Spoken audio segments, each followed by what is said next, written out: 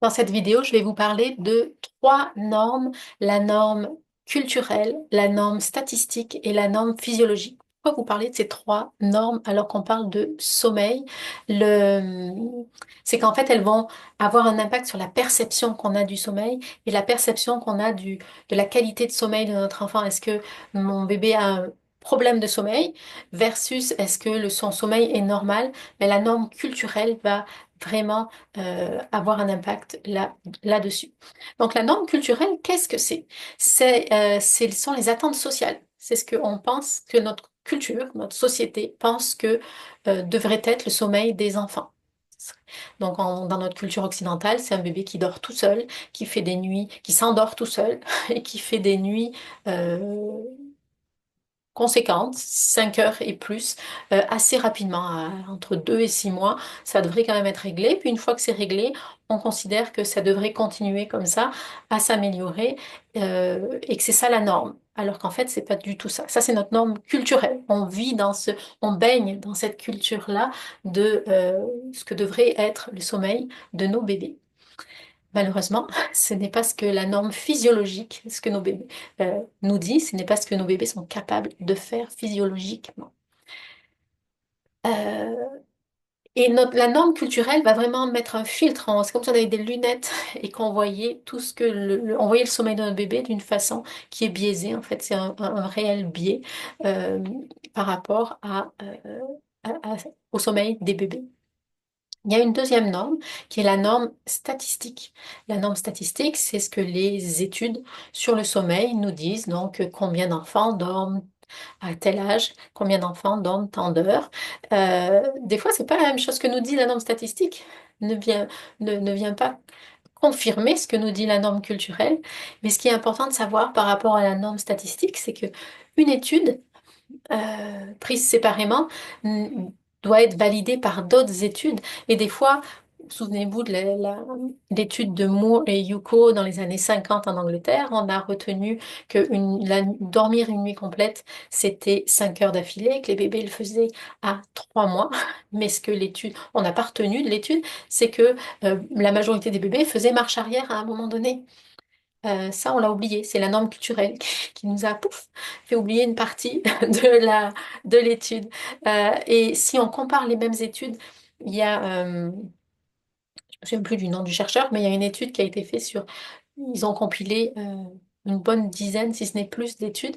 Et ce que disaient chacune des études quant à la durée du sommeil, au sommeil moyen sur 24 heures pour un bébé de 0 à 2 mois, par exemple, était extrêmement variable d'une étude à l'autre. Donc, euh, la norme statistique, c'est la moyenne statistique, mais il faut la prendre sur plusieurs études et on n'a pas toujours, les études sont pas toujours claires et on n'a pas toujours, ça continue d'évoluer, nos connaissances par rapport au sommeil des bébés.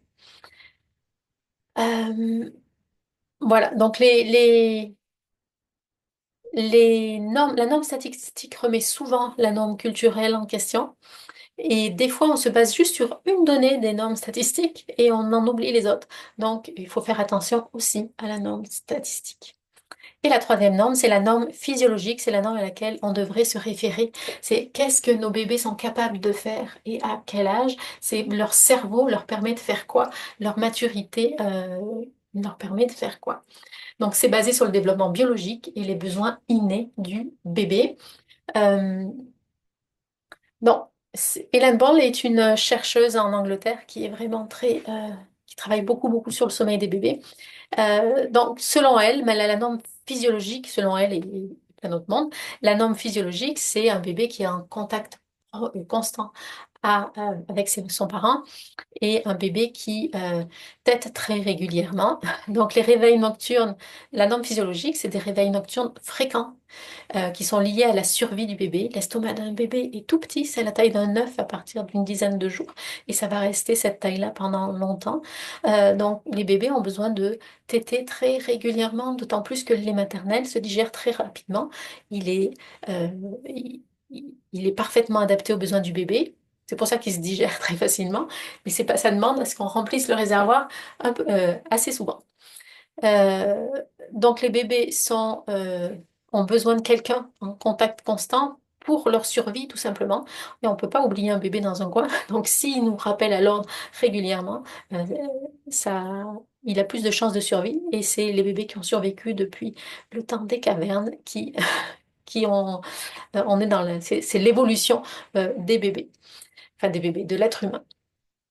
La proximité physique va favoriser le sommeil calme et va permettre de passer d'un cycle à l'autre. Donc, on va enchaîner les cycles de sommeil plus facilement en proximité physique.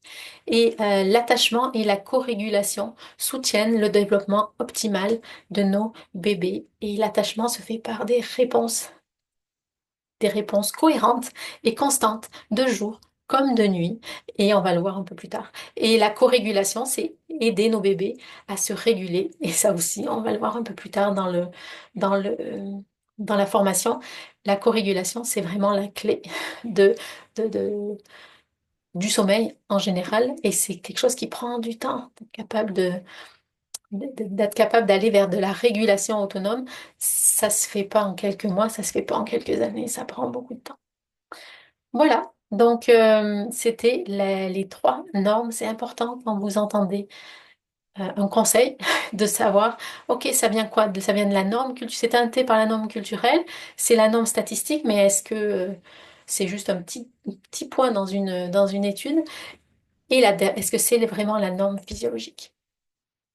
Je vous invite à chercher la norme physiologique.